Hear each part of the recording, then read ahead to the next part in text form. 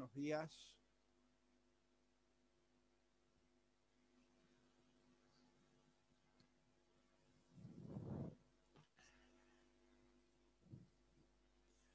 Vamos a seguir desarrollando el módulo sexto del programa, el derecho a la integridad personal. El tema de la prohibición de la tortura, si bien es un principio que está incorporado en nuestra Constitución Nacional en el artículo 18 que prohíbe la tortura y los azotes, es decir, que tiene una larga tradición constitucional, la prohibición de la tortura en la Argentina, y que se corresponde con los criterios propios de lo que podemos denominar el derecho penal liberal, inaugurado por el conde de Beccaria en su obra sobre los delitos y las penas, pero que a partir del sistema internacional de derechos humanos se ha ampliado el concepto, se han precisado las obligaciones a cargo del Estado, y por otro lado, la Convención contra la Tortura y otros tratos crueles, inhumanos y degradantes de Naciones Unidas tiene a partir de 1994 jerarquía constitucional, sin perjuicio también que la Convención Americana de Derechos Humanos, en su artículo 5, contiene una regla en ese sentido. El primer aporte que el sistema internacional hace a la protección de la integridad personal es que no solamente prohíbe la tortura, sino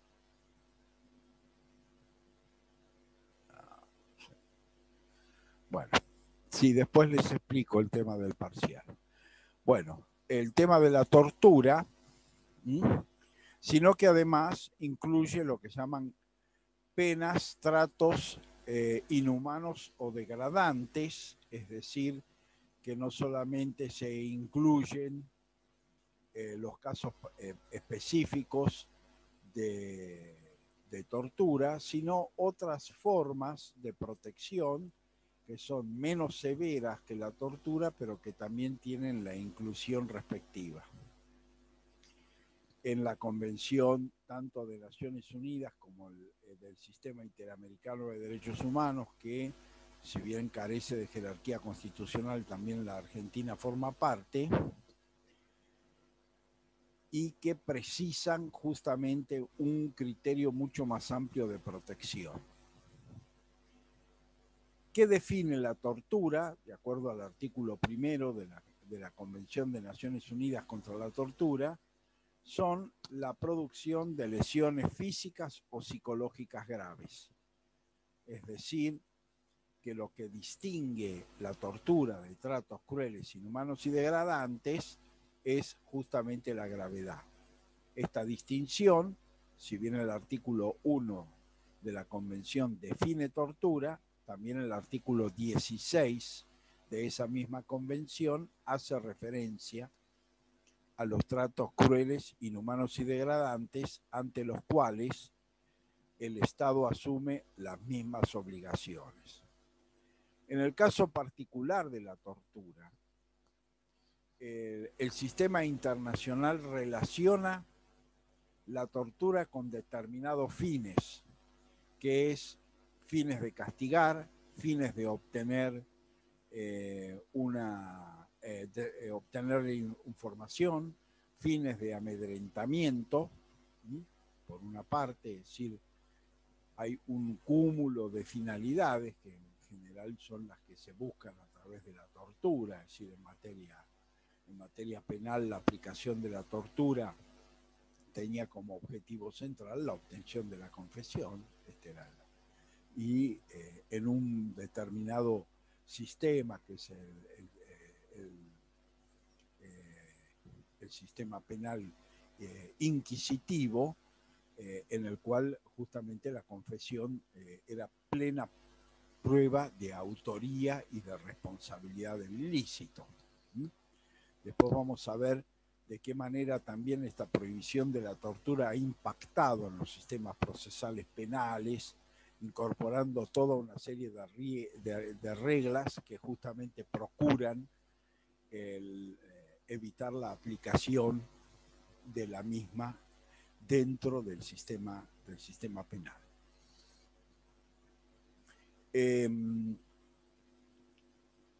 Pero también fija que esas torturas, además de la finalidad, el autor puede ser un funcionario público, puede actuar por orden de un funcionario público, o lo hace con aquiescencia o tolerancia del Estado. Es decir, que el Estado conoce, aún aplicada por particulares, pero no reprime, no persigue y no castiga esas prácticas. Tengan ustedes en cuenta que esta definición de responsabilidad, además, está circunscripta dentro del sistema internacional de protección de los derechos humanos, de que la responsabilidad, en última instancia, es una responsabilidad estatal, no individual. La responsabilidad individual frente a la comisión de delitos de tortura lo es en términos internacionales, como lo vimos cuando hicimos referencia en el módulo 4 a la responsabilidad internacional, cuando se cometen delitos de lesa humanidad. Es decir, la tortura puede constituir un delito de lesa humanidad, puede formar parte del genocidio como práctica, en última instancia,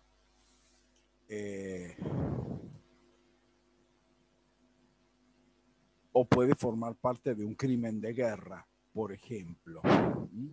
Entonces, en todos esos casos, la tortura genera internacionalmente, o la práctica de la tortura genera responsabilidad individual. Pero de no estar inscripto dentro de los delitos del derecho penal internacional, genera responsabilidad estatal.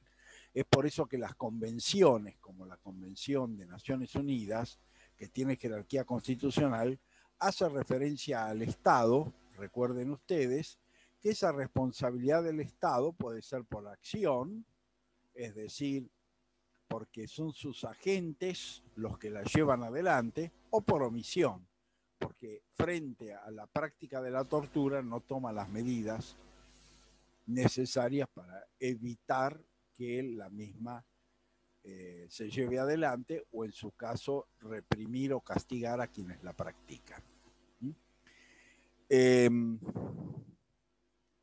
el caso particular, vuelvo a insistir, de los sistemas internacionales, hay una cuestión que divide, digamos, las torturas con los tratos y penas crueles, inhumanos y degradantes, y es la gravedad. Hay prácticas de menor gravedad, que se incluyen dentro de la figura de estos tratos o penas crueles, inhumanos y degradantes. Por ejemplo, una de esas prácticas está referida a las penas y a los sistemas penitenciarios, es decir, hacinamiento, no acceso a la salud, condiciones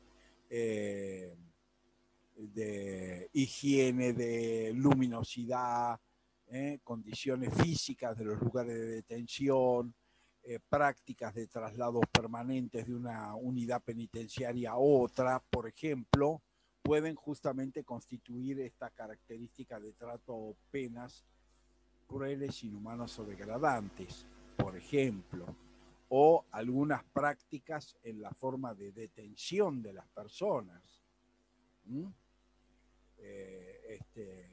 El encapuchar a una persona para trasladarla a un lugar de detención, por ejemplo, o castigarla físicamente, bueno, pueden no constituir efectivamente tortura, pero sí tratos crueles, inhumanos y degradantes. Por lo tanto, la protección de la integridad es amplia y a su vez el segundo apartado del artículo primero de la Convención de Naciones Unidas contra la Tortura, de jerarquía constitucional, hace referencia a que esta definición de ninguna manera neutraliza otras formas de protección más amplia establecidas en la propia legislación del Estado.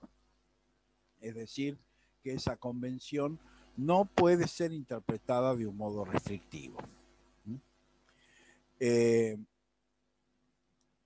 Por otro lado, la Convención Americana de Derechos Humanos, a su vez, en su artículo 5 hace referencia a este principio de protección de la integridad y tanto de prohibición de la tortura y de los tratos crueles, inhumanos y degradantes, si bien sin tanta precisión respecto a su definición, ¿no? Por eso hice primero referencia a la convención específica.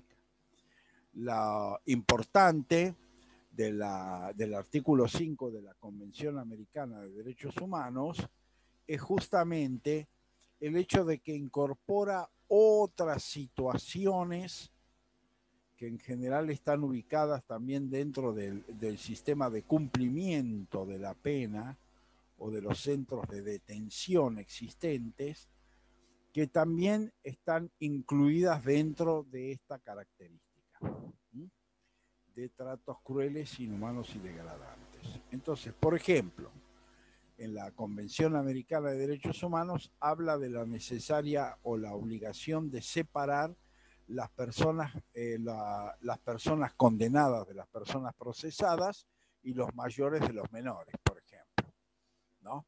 Que es un sistema que está incorporado dentro de los sistemas de procedimiento y de organización penitenciaria, pero que muchas veces no se cumplen con total y absoluta estrictez, pero que la Convención Americana incluye dentro de esta protección de la integridad. Uno de los problemas del sistema penitenciario en general es que una mayoría de personas sometidas a proceso penal están en esa condición, es decir, un importante número que ronda el 70% de la total de las personas privadas de libertad, por ejemplo, que están en unidades penitenciarias, son procesados, es decir, no tienen condena firme. Después esto vamos a hacer también un análisis particular de lo que significa sentencia firme para el Sistema Interamericano de Protección de los Derechos Humanos, que es más amplio que el sistema local o del Sistema Nacional de Protección, ¿no? Por lo tanto, la persona que no tiene una sentencia firme es procesada, ya sea que que esté en el procedimiento detenida con prisión preventiva en el transcurso de la instrucción o en el transcurso del juicio oral, o que siga en esa condición de detención aún con una condena penal no firme. En el Sistema Nacional de Protección, la condena penal firme sería aquella que es ratificada por la Cámara Nacional de Casación Penal. Mientras no hay ratificación de la condena por la Cámara Nacional de Casación Penal o por la Cámara o por el Tribunal de Casación de la Provincia de Buenos Aires, en el caso de delitos de jurisdicción provincial, de competencia y de jurisdicción provincial, no hay sentencia firme. En el sistema interamericano el criterio de sentencia firme es más amplio, es decir, abarca también los llamados recursos extraordinarios, que en nuestro sistema procesal serían los recursos ante la Suprema Corte Provincial o la Corte Suprema de Justicia Nacional. Es decir, que hasta que no están agotadas la totalidad de las instancias, no hay sentencia firme. Entonces, esto es una cuestión que tiene un impacto importante en el proceso penal, y que justamente hace a esta distinción entre procesados y condenados. Hay condenado en la medida en que hay sentencia firme de condena. y son procesados mientras no exista esta sentencia firme. Vuelvo a insistir, en el caso particular de la Argentina, es con la confirmación de la Cámara Nacional de Casación Penal. Y esto tiene un sentido, digamos, se ha implementado ese mecanismo sobre un sentido práctico, porque ya de por sí, en la Cámara Nacional de Casación Penal, los procesos pueden estar varios años hasta que son resueltos. Y ni hablar si se va a los sistemas, digamos, de recursos extraordinarios, donde esto también se puede prolongar mucho más, en la medida en que si bien el sistema procesal, digamos, tiene plazos y condiciones para el sostenimiento del desarrollo procesal, no así sucede muchas veces con los tribunales superiores o ni hablar con las cortes, cuyo régimen procesal no le fija un tiempo o un plazo para resolver. Por lo tanto, depende de la discrecionalidad del tribunal resolver un caso con mayor rapidez o dejar transcurrir el tiempo para resolverlo. Es decir, esto agudiza aún más esta diferencia y las consecuencias.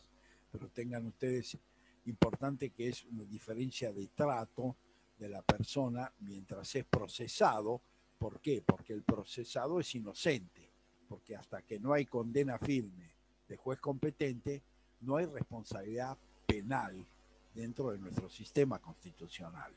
Por lo tanto, el procesado es un inocente privado de libertad dentro de nuestro régimen. El condenado por sentencia firme, bueno, ya es el cumplimiento de la pena, el cumplimiento de la sanción penal. Entonces, su situación procesal es distinta. Bueno, en este caso, ¿qué entendemos por sentencia firme? Tiene un impacto respecto a esta cuestión, ¿no? Y la Convención Americana de Derechos Humanos fija claramente la necesidad de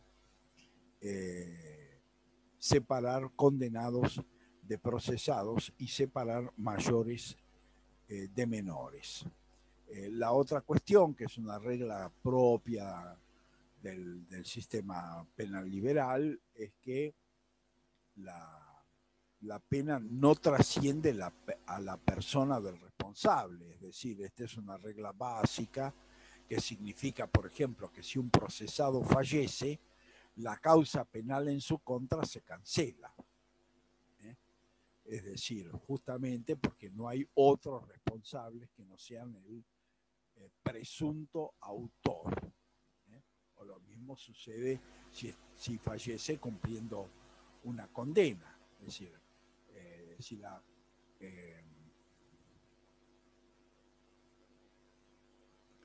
una condena justamente se produce, digamos, esta situación de que el resto de la condena no cumplida se ha fallecido, por supuesto que no se sustituye sobre terceras personas.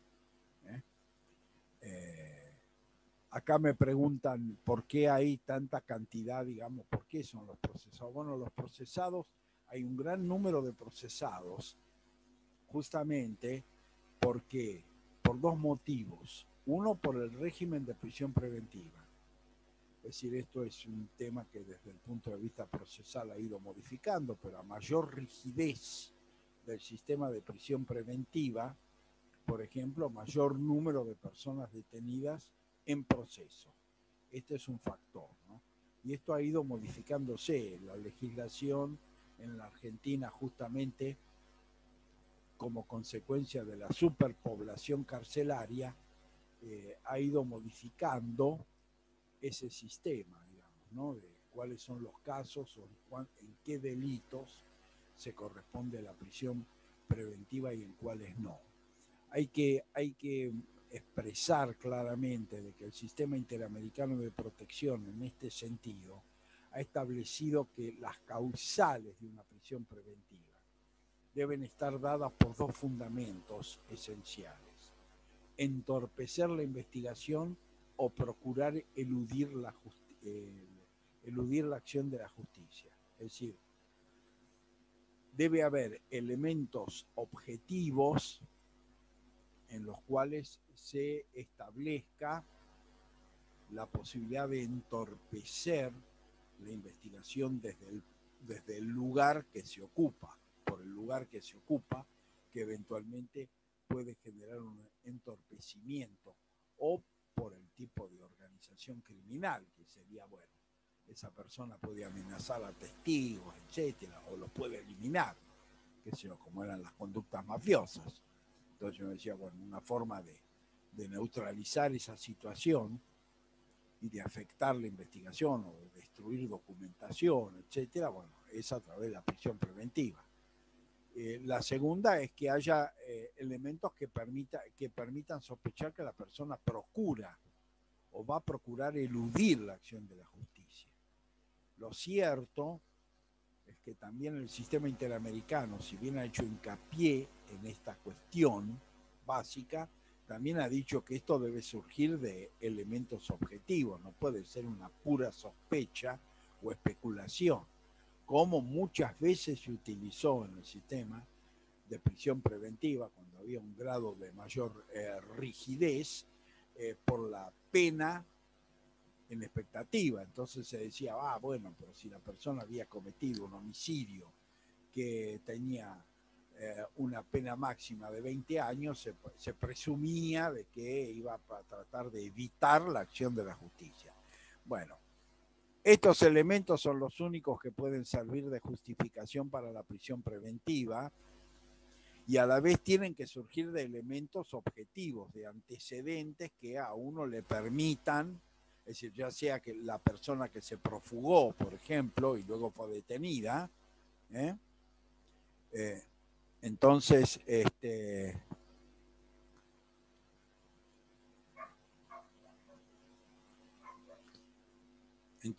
eso va marcando claramente una situación dentro del aspecto, digamos, propiamente del procedimiento y de las características de este procedimiento de detención preventiva. Hay que decir además que sobre la base del principio de inocencia, las normas establecen que la regla general es que la persona sospechada de haber cometido un delito, por regla debe estar en libertad durante el transcurso del proceso penal.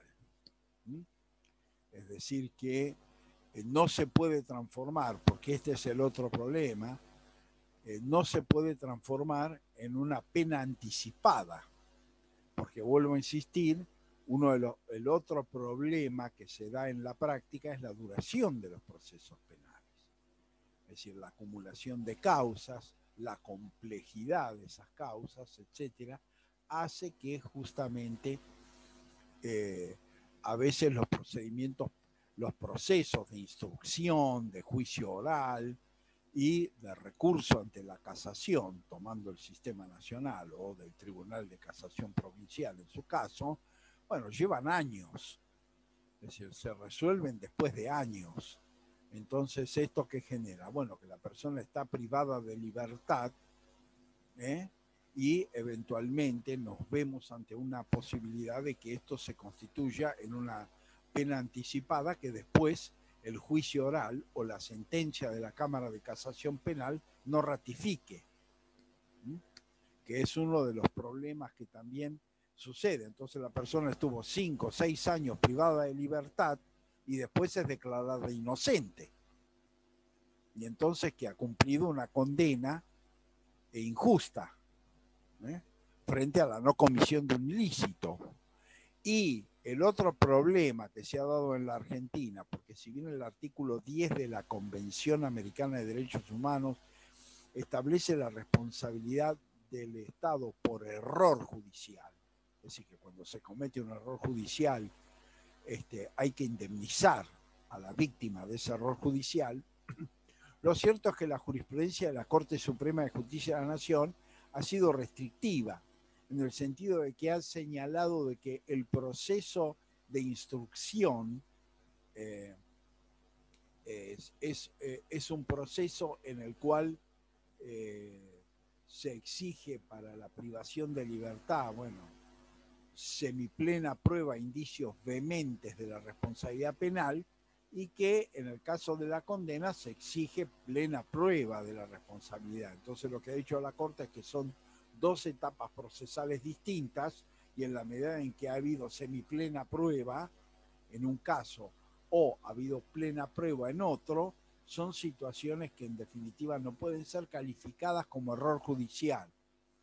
En general la Corte ha admitido juicios de responsabilidad en los casos en que, por ejemplo, se han obtenido pruebas de un modo ilegal. Es decir, en general, si la policía ha actuado de una forma tal que no ha respetado las reglas procesales, por ejemplo, y ha obtenido pruebas en forma ilegítima, vulnerando las garantías del imputado, de la defensa, etcétera, en el proceso de recolección de pruebas. Es decir, si como consecuencia de ello esa prueba ha sido, y esos procedimientos han sido por el juez penal o por el tribunal oral declarados nulos. Es decir, los procedimientos probatorios son declarados nulos por la autoridad judicial, y entonces en esos casos se ha entendido procedente la indemnización. Pero lo que pasa, la regla general es que como el proceso de instrucción es uno y el proceso de juicio es otro, bueno, esas situaciones no pueden ser parangonadas, y por lo tanto esa detención previa, aún frente a una declaración de inocencia en el juicio, no dan origen como regla a la responsabilidad estatal. Entonces esto también genera una situación que se torna injusta en la práctica, porque la persona es un inocente que perdió, quién sabe, 4 o 5 años de su vida en una unidad penitenciaria, sin que la justicia lo considerara culpable. Esto también ha impactado en la modificación que se está llevando adelante de transformar los sistemas inquisitivos en sistemas acusatorios, por ejemplo. Que justamente el sistema inquisitivo era que había que inquirir al imputado para obtener la verdad. Entonces esto era, por eso se llama sistema inquisitivo.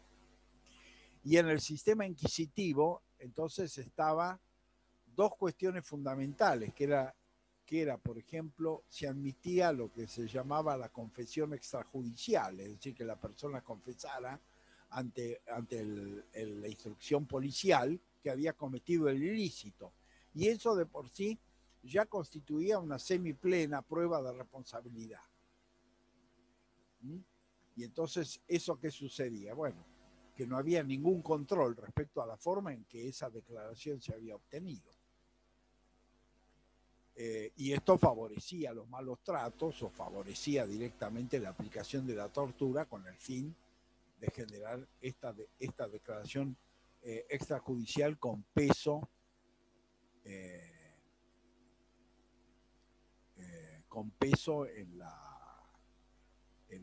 el momento de la condena. Entonces, esa situación es una situación que realmente ha significado un vuelco en los procedimientos penales de lo que se llama el sistema inquisitivo al sistema acusatorio. El sistema acusatorio es un sistema por el cual los tribunales de proceso, los jueces del proceso instructivo, son otros que los del juicio penal propiamente dicho. Entonces, la autoridad judicial que interviene es otra. En el sistema inquisitivo era el mismo juez que hacía la instrucción, el mismo juez que aplicaba la prisión preventiva, era el mismo juez que después dictaba la sentencia. Y entonces, ¿esto qué llevaba? Y bueno, que si había tenido a alguien preventivamente detenido durante 4 o 5 años, por ejemplo, hasta el momento de dictar sentencia, bueno, después generalmente tendía a condenarlo, para mantener la logicidad de su conducta y de su actividad. Lo que sucede en el sistema inquisitivo es que la instrucción corre por un lado, que en general hoy por hoy es la instrucción fiscal, es decir, que es el fiscal el que lleva adelante la instrucción, el juez de garantías y la Cámara de Garantías las que regulan, digamos, la detención, la privación de libertad y su revisión, eventualmente, o determinadas medidas, digamos, que pueden ir sobre la persona del imputado. Pero luego, si se eleva el caso a juicio, es el tribunal oral penal el que participa, es decir, es otro órgano integrado por otros funcionarios judiciales. Y eventualmente esto justamente ha llevado a esta situación de que antes era muy difícil que alguien que estaba con prisión preventiva dentro del sistema inquisitivo después fuera absuelto. En cambio, en la actualidad esas situaciones se dan mucho más. ¿Por qué? Porque los jueces son otros, porque en el juicio oral, en el sistema acusatorio, hay que reproducir la totalidad de la prueba, es decir, que la prueba que se ha recolectado en la instrucción tiene que reproducirse en el juicio. Entonces puede pasar que un testigo en la instrucción dijo A, pero en el juicio oral dijo B, dijo otra cosa, o dice no recordar, y entonces ya ese elemento probatorio se modifica, por ejemplo. Entonces, eso también es otro cambio importante que justamente tiene que ver con estos aspectos de la protección efectiva de la integridad dentro del proceso penal. Y también se ha eliminado la declaración extrajudicial, es decir, la declaración extrajudicial no tiene ningún valor, no tiene valor procesal alguno, en el sentido de haber confesado la autoría, y a la vez al momento de prestar declaración indagatoria debe garantizarse el previo contacto del imputado con su defensa técnica, por un lado, y a la vez se ha incorporado el derecho a no declarar sin que esto signifique presunción en su contra. Con lo cual, prima el principio de que nadie está obligado a declarar contra sí mismo.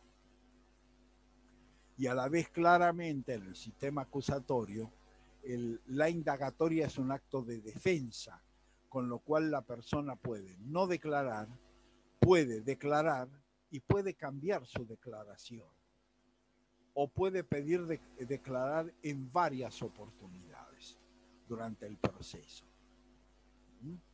Entonces ustedes habrán visto, en general en los juicios orales, actualmente, el indagado, el que está imputado, es convocado a declarar en la etapa primaria del juicio. Pero muchos dicen, no, en este momento no voy a declarar, y lo que hacen es declarar en la última etapa, es decir, una vez que se ha producido la prueba, porque tienen el contexto general de cuáles los elementos que se han probado o no se han probado, y por lo tanto su declaración puede sustentarse en la prueba producida. Y eso está absolutamente admitido en la medida que la indagatoria no es un acto de acusación, sino es un acto de defensa. Y eso ha modificado fuertemente el sistema procesal, justamente por, entre otras cosas, las prácticas de la tortura, de los malos tratos, a los fines de obtener una confesión, de obtener una confesión extrajudicial de la persona que está siendo sometida a proceso o que está sospechada de cometer un delito. Entonces los sistemas procesales lentamente se avanza hacia un sistema que es el sistema acusatorio. El sistema clásico, digamos, para que ustedes, porque seguramente lo habrán visto, en algún momento habrán visto las series norteamericanas de juicio, es el clásico sistema acusatorio. Es decir, el juez tiene solo funciones ordenatorias en el proceso. Puede decir si admite o no una pregunta, etcétera. Pero quienes preguntan y quienes repreguntan son la defensa y la fiscalía. Es decir, que el juez como tal no participa en el proceso. Y finalmente luego, bueno, en el caso del juicio oral por jurados, es un jurado el que determina la responsabilidad o no. Y eventualmente, si lo declara culpable, entonces el juez fija la condena, participa ahí. Pero la determinación de culpabilidad o inocencia no le pertenece tampoco. Entonces, ese es un sistema al cual se tiende, en el caso del juicio penal, en el sistema acusatorio. Es decir, que la acusación y la defensa son las que tienen que ser activos en el proceso penal. El juez es un espectador que ordena el proceso, digamos, ¿cierto? Pero no interviene ni preguntando, es decir, si le quedó alguna duda, si la defensa no utilizó al máximo las posibilidades de que ese testigo brindaba, y bueno, va a ser un problema de la defensa, o a la inversa, de la fiscalía, si es un sistema de acusación, ¿no?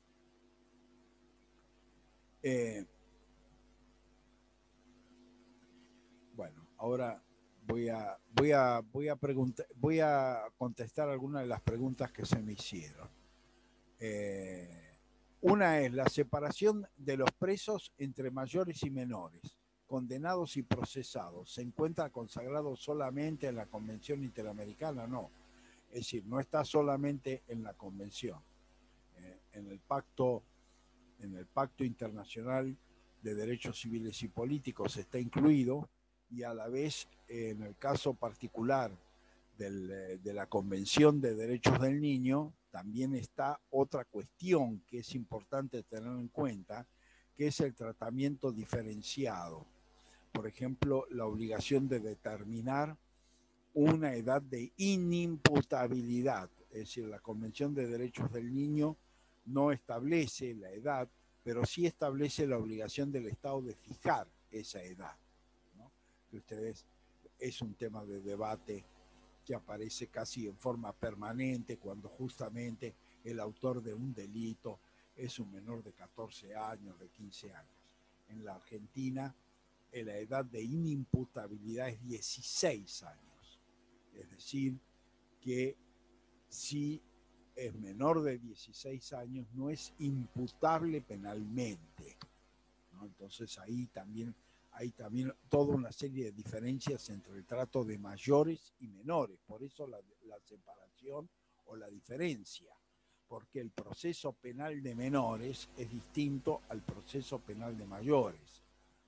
Y sobre todo en el caso de la ley penal de menores en la Argentina, el juez tiene la posibilidad, mientras en el caso de mayores no tiene otra posibilidad que aplicar, en el caso de condena o responsabilidad penal, la escala penal que establece el código. En el caso de menores entre 16 y 18 años, el que juzga puede no solamente aplicar la escala penal, puede, aún frente a la autoría, reducir al tercio, de un tercio a la mitad, como si fuera tentativa, la pena, aun cuando sea delito consumado, o puede eventualmente no aplicar la pena si entiende que la conducta de ese menor se ha corregido y eventualmente la aplicación de la pena puede resultarle adversa. Entonces, a su propio desarrollo. Entonces, también el concepto, esta separación entre menores y mayores, no es solamente una separación, digamos, de lugares de cumplimiento de una prisión preventiva o de una privación de libertad, ¿eh?, en el marco de una condena, sino también porque los procedimientos penales son diferentes.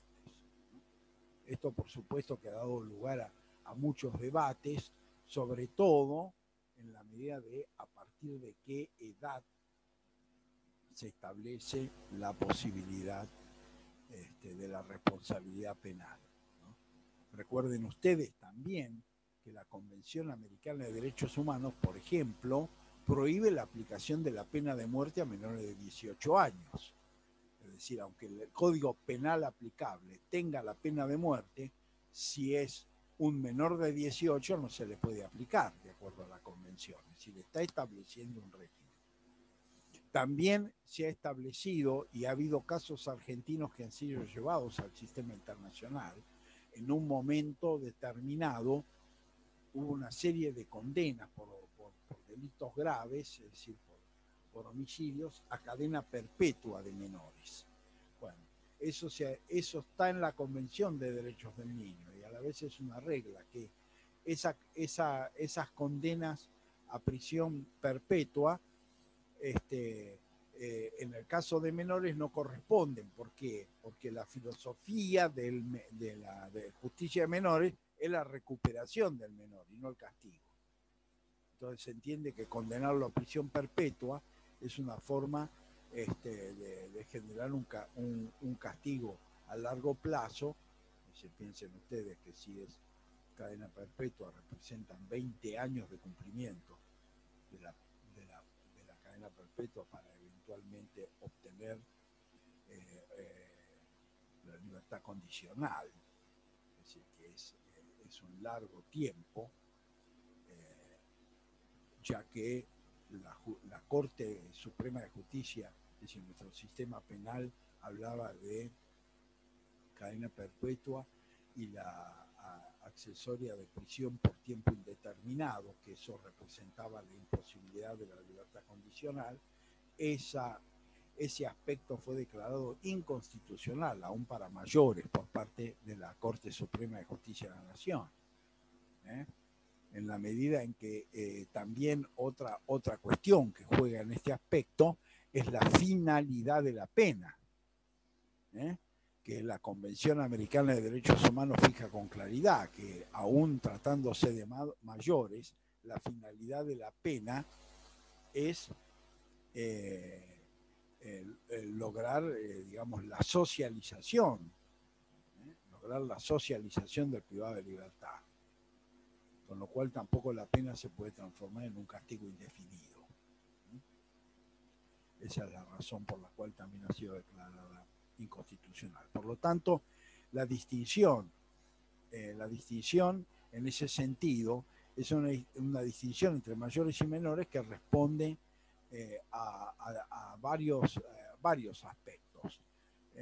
Y uno de los centrales es justamente el sistema penal, en el caso de mayores y en el caso de menores, tiene finalidades diversas, aún frente a la propia condena, frente a la propia responsabilidad penal acreditada judicialmente.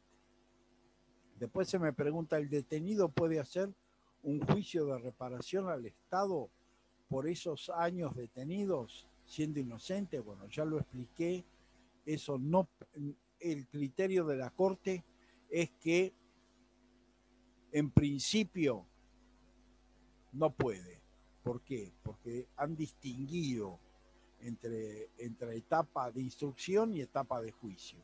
Las exigencias de la instrucción son más leves, semiplena prueba o indicios vehementes de responsabilidad para llevarlo a indagatoria y eventualmente poderlo detener.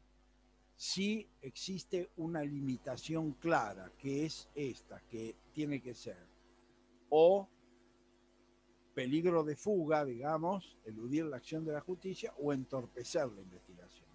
Esto está claro, es decir, la pena en expectativa, por ejemplo, que fue un criterio que se utilizó muchas veces para la prisión preventiva efectiva en la instrucción, hoy por hoy está descartada, es decir, no puede ser utilizada.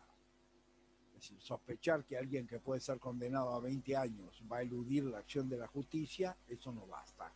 Hay que demostrar que su conducta, ya sea previa, etcétera, bueno, o ha sido una conducta que ha pretendido o que puede demostrar la posibilidad de procurar su fuga, o eventualmente porque ha llevado algún tipo de actos de entorpecimiento de la investigación, de ocultamiento de pruebas, etcétera, que demuestran que su voluntad es la de entorpecer esa investigación. Y por lo tanto, puede en esas condiciones,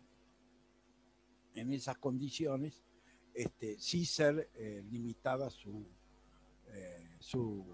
libertad, ¿no? Pero en general la Corte, digamos, en estos casos no ha admitido, salvo que se obtuviera prueba que sirviera, digamos, para la detención o la prisión preventiva, luego declarada nula.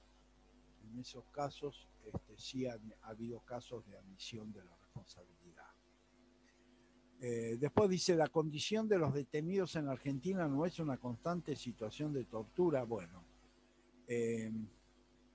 esto ha sido una situación que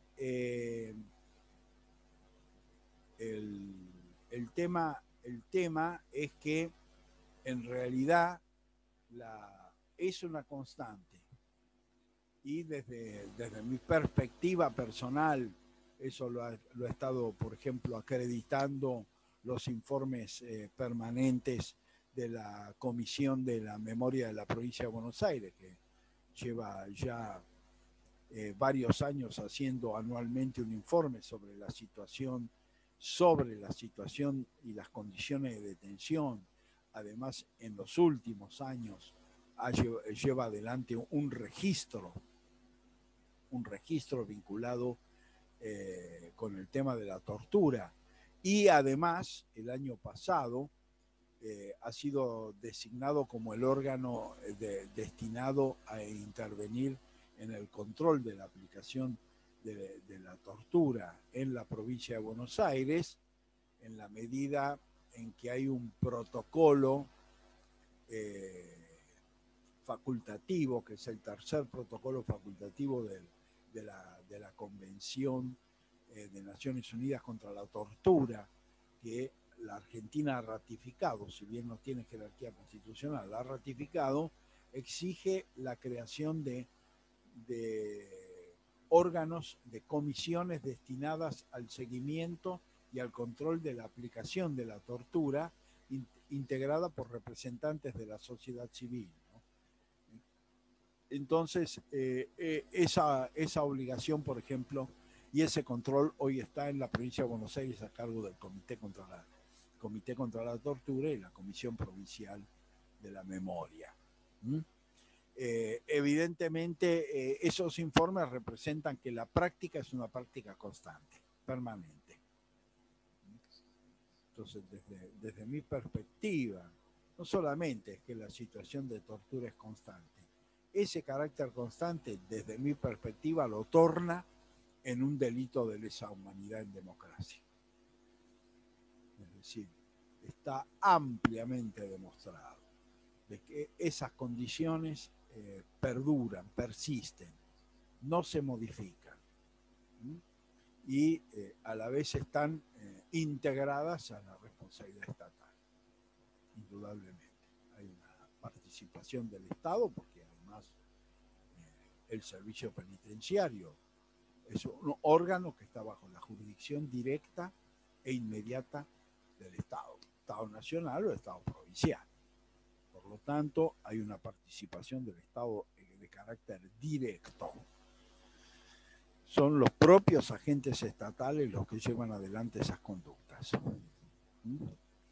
Y por supuesto que hay situaciones propiamente de tortura y también de tratos crueles, inhumanos y degradantes que se reproducen en forma sistemática.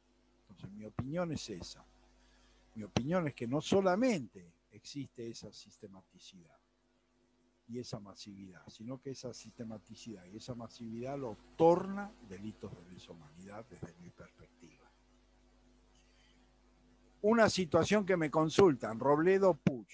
Bueno, Robledo Puch es una situación excepcional, es una situación excepcional.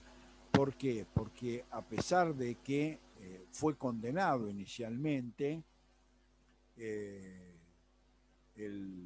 por el delito, digamos, por prisión perpetua con la accesoria de reclusión por tiempo indeterminado, en realidad la gravedad de los delitos cometidos, la masividad de esos delitos, las características, la personalidad de la persona, del autor, llevaron de un modo excepcional, aún frente a la declaración de inconstitucionalidad, el no otorgamiento de la libertad condicional. El no otorgamiento de la libertad condicional. Pero el caso Robledo Puch es un caso, digamos, verdaderamente excepcional,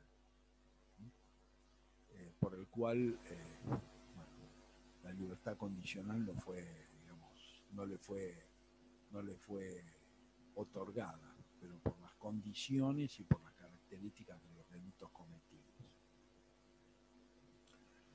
Y no por la vigencia o la continuidad de la vigencia de la reclusión por tiempo indeterminado. Después me dicen el caso de García Belsunce, donde Carrascosa estuvo preso 7 años y finalmente no habían pruebas.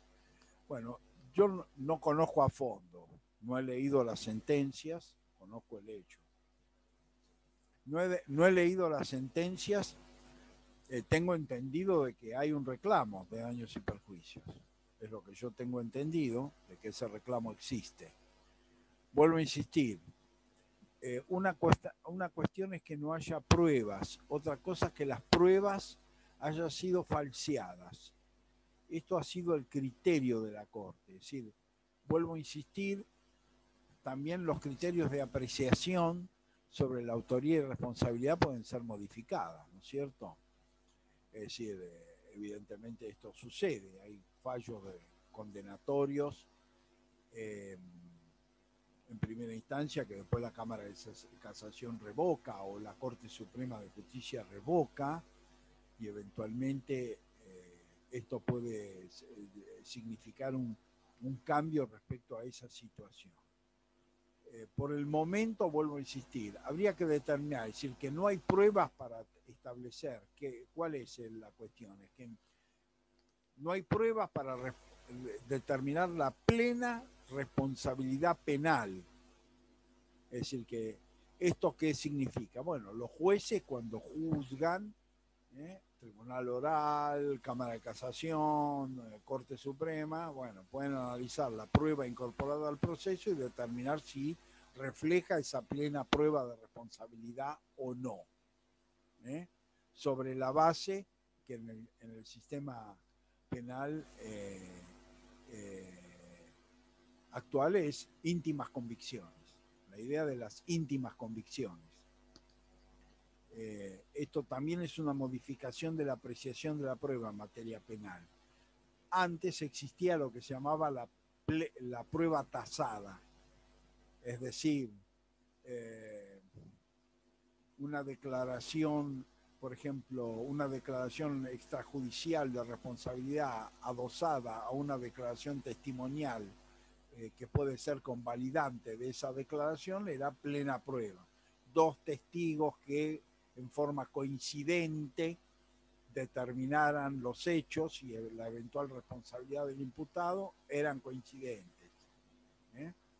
Es decir, es lo que se llama la prueba tasada, es decir, el cúmulo de elementos probatorios que siempre tiene que ser complejo. Eso es la prueba tasada. Hoy por hoy es lo que se llama las libres convicciones, por lo tanto es la convicción del juez, la convicción que la prueba producida le genera. Entonces esa convicción puede tener apreciaciones diversas en un tribunal, en otro o en otro. Eso no significa lisa y llanamente que no hay pruebas. ¿Por qué? Porque acá juega otro principio, que es el que se llama el principio de la duda. Si se genera, si mi libre convicción es que dudo de la responsabilidad, no es que la excluyo totalmente, dudo, la persona es inocente. Es decir, mi convicción plena tiene que ser que es responsable por la prueba producida. Entonces, un tribunal puede evaluar de un modo determinado, otro tribunal puede evaluar eso de otra manera. Es decir, la convicción que le genera es otra. Y eso no significa que no hay prueba. Y eso no significa error judicial como regla. Es decir, que un tribunal revoque el fallo de otro tribunal no significa que el anterior cometió un error, sino que la apreciación de la prueba producida es otra. Es decir, esto sucede en materia civil y comercial, en materia penal, es decir, las cámaras revisan plenamente lo producido y eventualmente a partir de la totalidad de la prueba producida llegan a una conclusión. Esa conclusión puede ser diversa, porque los análisis de la prueba pueden ser diferentes, pueden tener otro contenido.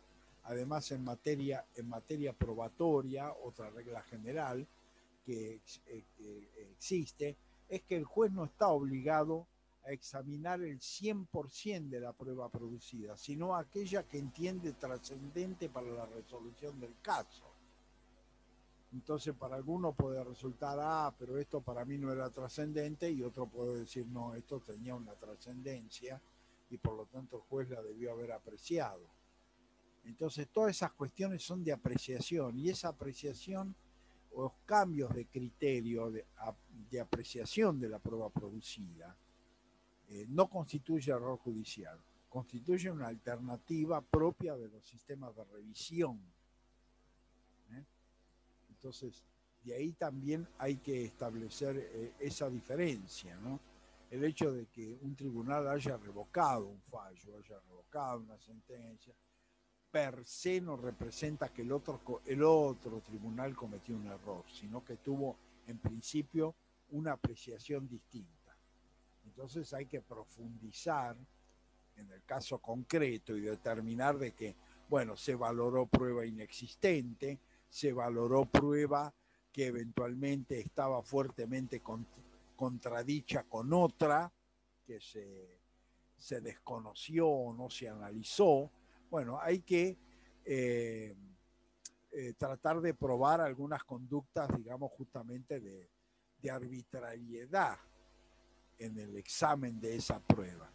Pero si esa prueba fue hecha en un campo de razonabilidad, digamos, una evaluación razonable de la prueba producida, aunque los resultados sean otros, entonces ahí no hay error judicial, no hay responsabilidad. Entonces hay que ver el caso, ¿no? El caso particular hay que verlo. Yo no conozco, no he leído la sentencia de cuáles fueron las razones o los motivos por los cuales en un momento fue condenado y en otro momento fue absuelto, ¿no? Pero hay que analizar estos aspectos, que vuelvo a insistir. Si ha habido una apreciación absurda, una apreciación arbitraria de la prueba, ahí podríamos ver de discutir una cuestión de responsabilidad. Pero si ha habido apreciaciones razonables pero diferentes, entonces habría no responsabilidad, sino una potestad propia del poder revisor, que además es un poder revisor que en el caso de las causas penales le está garantizada al condenado. Es decir, la Convención Americana, eso lo vamos a ver cuando hablemos de las garantías procesales, pero la Convención Americana le está garantizando al imputado la revisión de la sentencia condenatoria por un tribunal superior.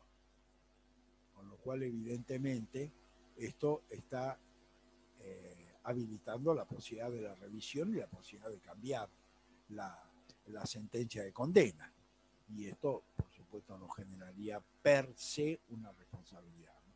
Por eso hay que, como se diría vulgarmente, hilar más fino para determinar cuáles pueden ser los argumentos y las posibilidades. Pero en principio, si la apreciación de la prueba es razonable con conclusiones diferentes, ahí no hay error judicial. Si hay una apreciación absurda, arbitraria de la prueba, es decir, se excluyen pruebas que son trascendentes y se analizan otras que son minias o secundarias para terminar condenando, bueno, ahí puede haber elementos que pueden dar lugar a por lo menos procurar una indemnización por error judicial. un detenido puede pedir un habeas corpus correctivo para mejorar su situación carcelaria. Sí, bueno, el habeas corpus es solo el habeas corpus correctivo es justamente una de las instancias. El habeas corpus correctivo puede ser individual o colectivo. Se ha admitido, porque el habeas corpus colectivo también lo ha admitido la Corte Suprema de Justicia de la Nación a partir del caso Verbinski. Es decir, ¿esto qué significa? Colectivo cuando las condiciones generales de detención afectan a todos los que en ellos se encuentran alojados. Por ejemplo, una unidad penitenciaria que carece de asistencia médica. No tiene servicio médico, por ejemplo. Entonces eso podría generar un habeas corpus correctivo colectivo, porque hay una afectación potencial a una colectividad de sujetos detenidos. Ahora, puede haber también un habeas corpus correctivo individual. Por ejemplo, si esa persona está detenida en condiciones, digamos, inhumanas, degradantes, condiciones materiales, inhumanas, degradantes, bueno, eso puede dar origen a un habeas corpus correctivo de la situación carcelaria. A eso se suman otras situaciones que en el pasado se daban mucho, es decir, una forma de mortificación de una persona detenida es que iba a distintas unidades penitenciarias, por ejemplo, en la provincia de Buenos Aires, una semana a la otra. Entonces, una semana estaba en Sierra Chica, después la semana siguiente estaba en Batán, la otra semana se lo trasladaba, digamos, a una unidad penitenciaria en la localidad de Zárate, entonces estaba permanentemente de un lado para otro. Por eso es que en general también, esto es una regla, pero en general una cuestión que justamente tiene que ver con este tema es que hay que procurar que la persona esté detenida en un lugar que facilite el contacto con su familia, es decir, que no esté alejado, es decir, una persona que en definitiva haya un grado de proximidad, en la medida de lo posible, ¿no? Pero que haya un grado de proximidad. Pero hay otras cuestiones también de carácter, por ejemplo, de carácter colectivo, como el hacinamiento. El hacinamiento es un trato cruel, inhumano y degradante que la Corte Interamericana ha destacado. Entonces, la Corte ha avanzado en el sentido de que ha establecido metros cuadrados y número de detenidos para establecer si hay hacinamiento o no lo hay en una cárcel determinada. Y eso refleja una vulneración a la protección de la integridad personal. Entonces, bueno, ahí hay una amplitud de situaciones que se pueden dar. Después,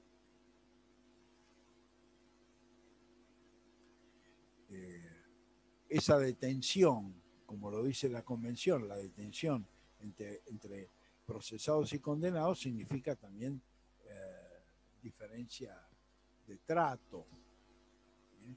Una cuestión que se incluyó en los códigos procesales fue la creación de los llamados jueces de ejecución penal. Los jueces de ejecución penal, ¿cuándo intervienen? Intervienen en relación a las personas condenadas. Porque uno de los problemas técnicos que había era que en general se entendía que el Poder Judicial perdía su competencia y jurisdicción sobre una persona detenida una vez que la sentencia había quedado firme, que ya no tenía mayor competencia. Entonces la persona condenada quedaba a disposición del servicio penitenciario sin control alguno.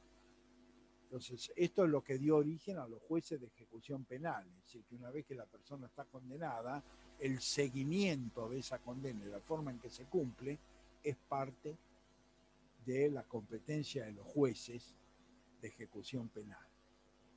Entonces también los jueces de, de, de ejecución penal son los encargados del otorgamiento de las salidas transitorias, por ejemplo, las salidas por motivo de estudio, por motivo de trabajo, etcétera, dentro de un mecanismo, digamos, que la propia ley de ejecución penal admite, dadas determinadas circunstancias, acreditadas determinadas formas de conducta, etcétera, se puede otorgar porque la ley habilita su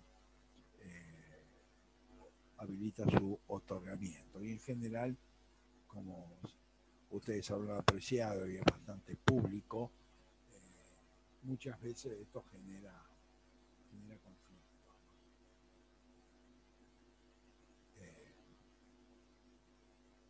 ¿Por qué? Bueno, porque muchas veces la persona sale en libertad transitoria y comete un delito. Entonces, bueno, la responsabilidad es de ese juez que le otorgó la libertad, etcétera, etcétera. Pero generalmente esas libertades, esas salidas transitorias, están habilitadas por la ley, ¿no es cierto? O sea, no dependen de la voluntad, y a la vez tampoco el juez de ejecución penal tiene lo que se dice la bola de cristal para decir, ah, no, este va a vulnerar.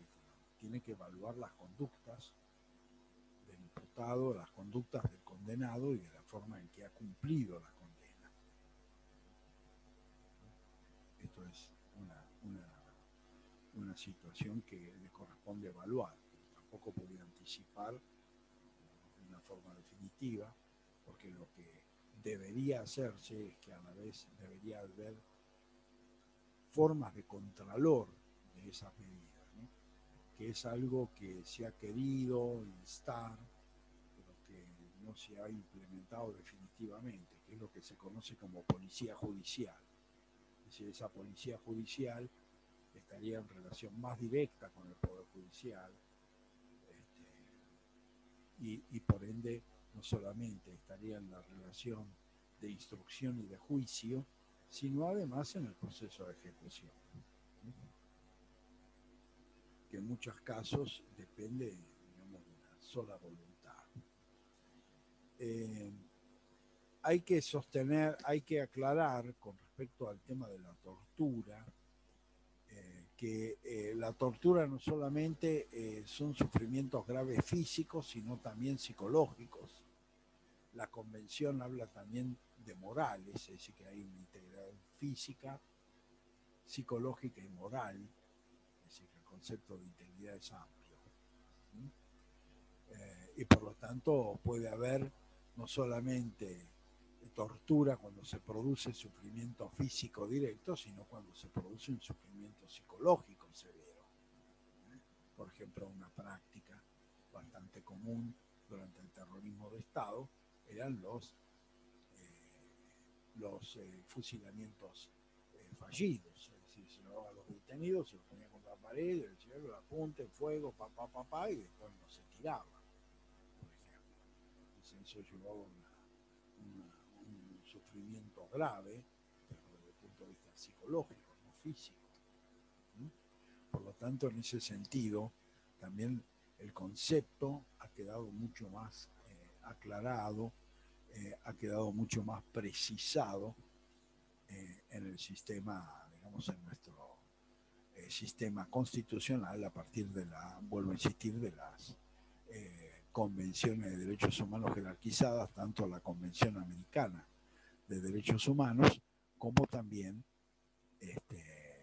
la Convención contra la Tortura y otros tratos crueles, inhumanos y degradantes de Naciones Unidas, que tienen hoy jerarquía constitucional.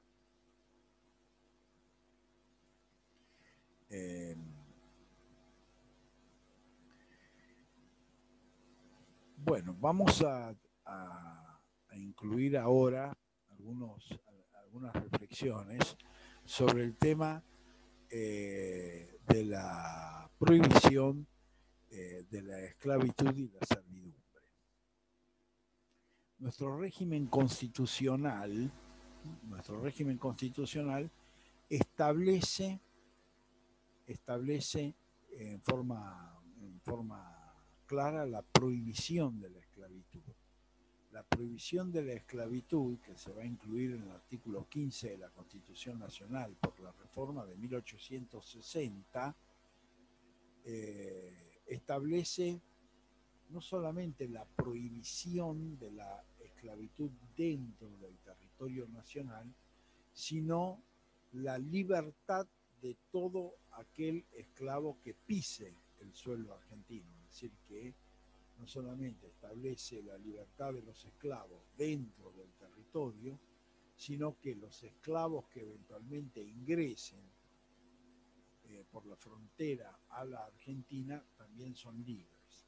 Esta precisión en 1860 tenía un sentido práctico importante. ¿Por qué? Porque el país vecino, Brasil, mantuvo el régimen de esclavitud casi hasta fines del siglo XIX. Es decir, se extendió muchos años más que en el caso particular de la Argentina.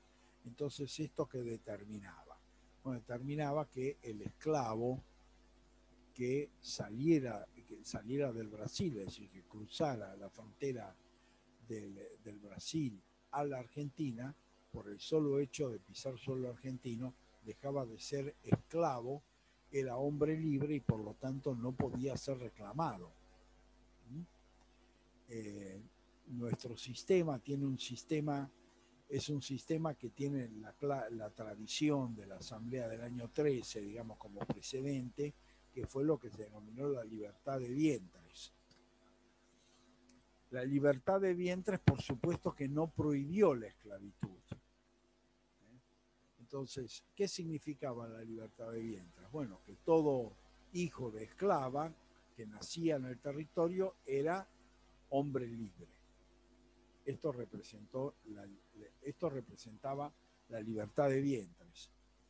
Este sistema, bueno, generó justamente por esta relación, sobre todo con el Brasil, el hecho de que muchas veces se trasladaba a las esclavas embarazadas al Brasil para que esos hijos nacieran en el Brasil y por lo tanto siguieran siendo esclavos y como tales luego eran ingresados a la Argentina. Es decir, que había un mecanismo por el cual esa libertad de vientre se podía burlar. Por otro lado, la otra situación era que el esclavo que se fugaba del Brasil a la Argentina, por ejemplo, podía ser requerido por su propietario y solicitar su devolución. Por otro lado, el comercio de esclavos en realidad también se mantuvo, es decir, en realidad se derogó el tratado que habilitaba el comercio de esclavos, que principalmente era llevado adelante por Inglaterra, recién en la época de Rosas, es decir, en 1840. Con lo cual, esto significaba de que la libertad de vientres, bueno, tenía un efecto limitado, porque no prohibía la esclavitud, porque eventualmente se podía habilitar formas de burla o de engaño a ese dispositivo y además porque eventualmente los esclavos que entraban al territorio nacional seguían siendo esclavos y podían ser requeridos por sus propietarios brasileños. Esto a partir de 1860 se va a modificar claramente, es decir, va a cambiar claramente en la medida en que no solamente se va a prohibir la esclavitud, sino además se va a establecer la libertad de todo esclavo que pise el suelo argentino. Ahora bien, el artículo 15, sin perjuicio de eso, establece un derecho de reparación a los propietarios de esclavos hasta ese momento. Es decir, con lo cual la Constitución tiene un principio de legitimación de la esclavitud previo a la incorporación del artículo 15 en la reforma de 1860, que a la vez es un principio que no está originariamente en la Constitución Nacional de 1853, justamente producto de esta relación entre Brasil y la Argentina. Eh, por lo tanto, esos son los precedentes a la prohibición de la esclavitud.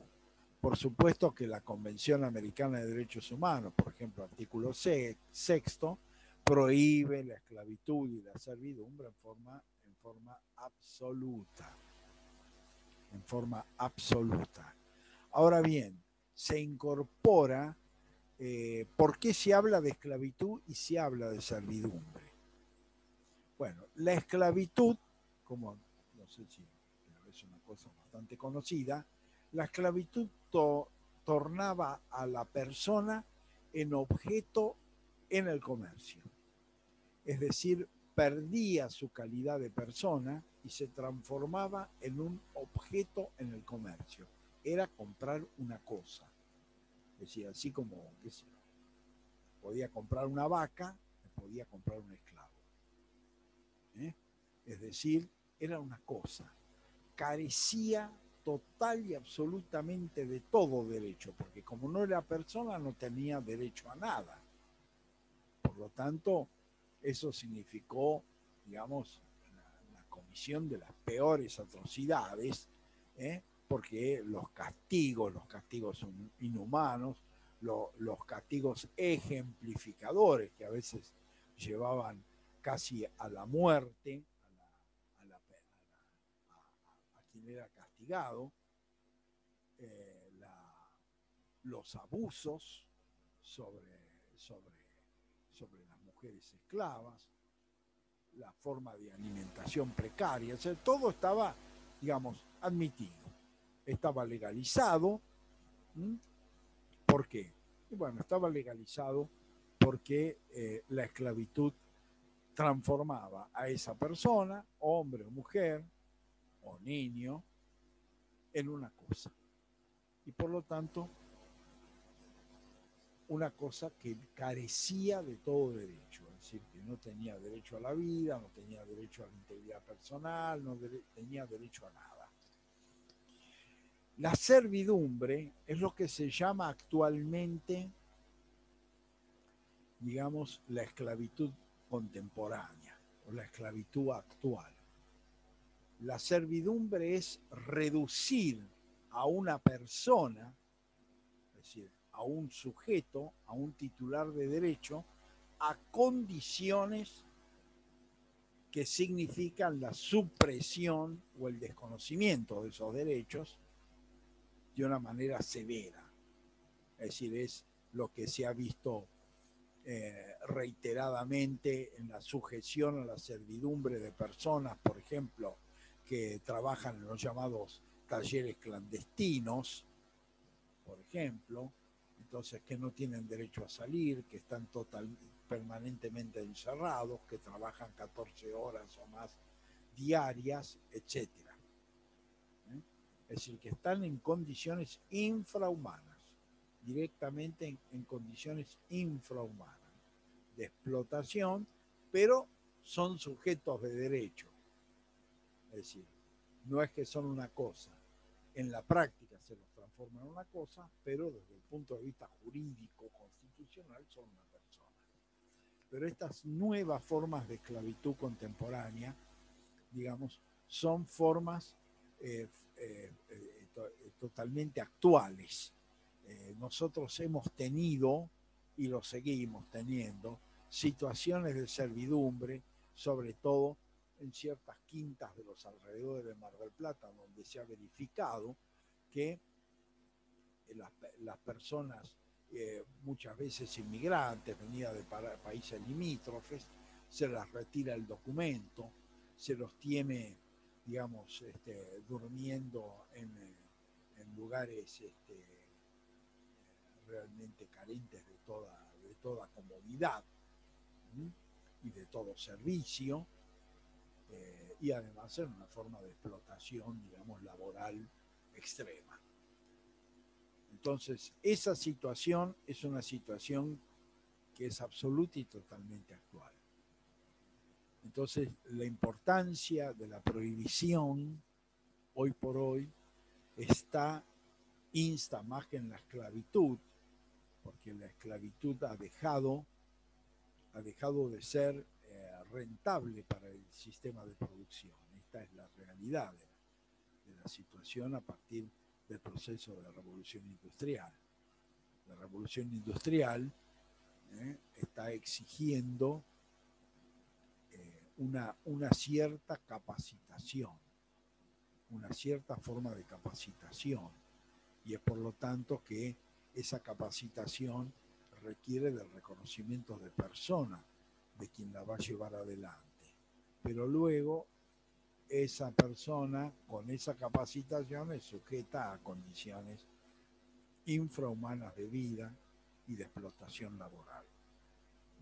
Y la servidumbre hoy constituye, digamos, un fenómeno absoluto y totalmente actual. Y por lo tanto, si bien la prohibición de la esclavitud, digamos, ha caído en abstracto, porque la práctica de la esclavitud ha desaparecido.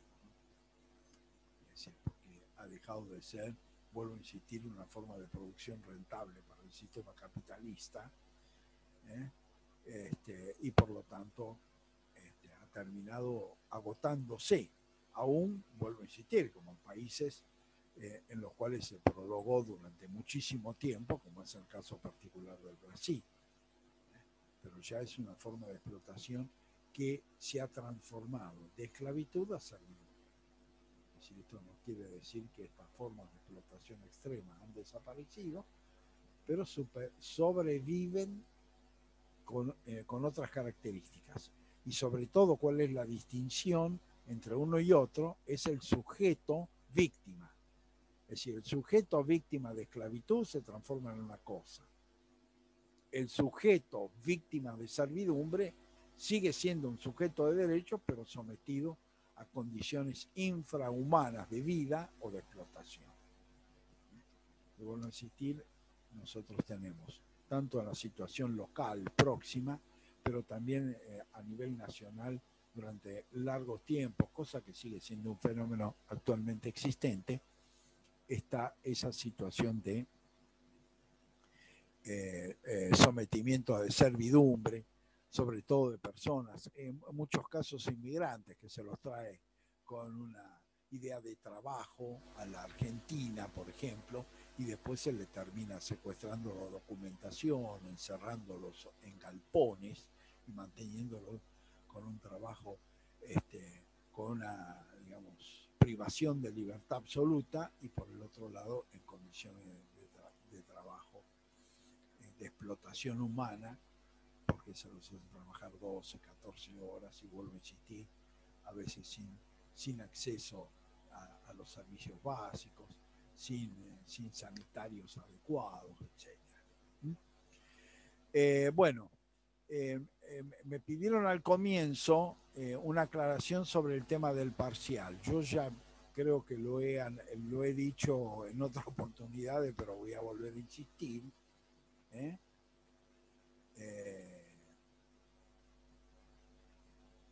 Bueno, acá me hace referencia, bueno, a la recolección de papas. Sí, es el problema de gente de Santiago del Estero que está hoy en esa condición de servidumbre. Sí, sí, hay una situación de explotación, digamos, que se mantiene porque justamente digamos, la esclavitud está muy vinculada, digamos, con el trabajo agrario, lo estuvo históricamente muy vinculada con el trabajo agrario,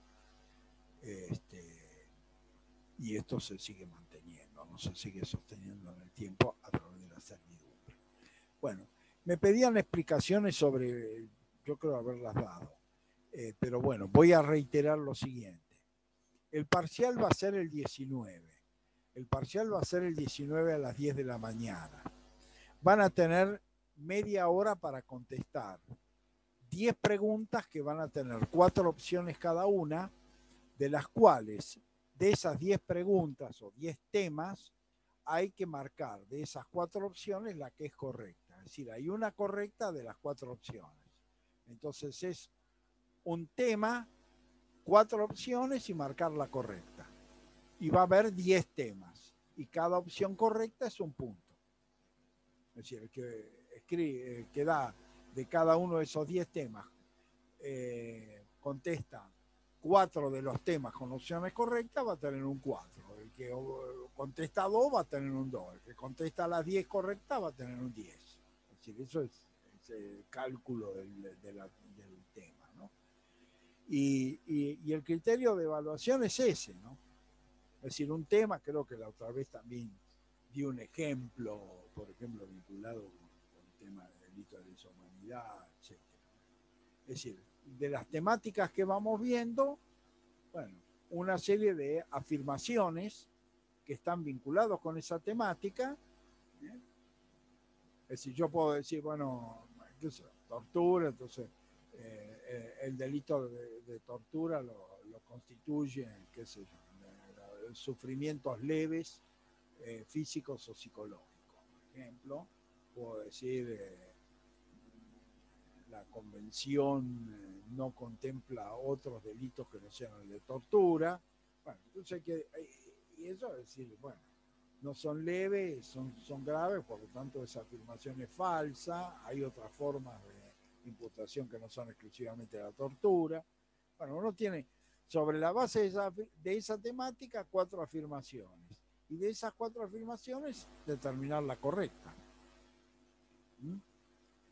Ese es sintéticamente el proceso de evaluación, ¿no? Al que vamos a desarrollar.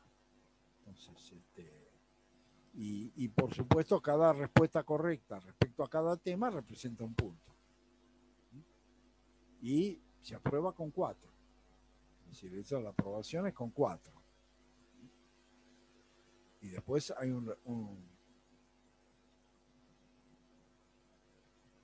Sí, va a estar subido al campus y es a las 10 de la mañana del 19, que va a quedar habilitado el acceso. ¿Mm?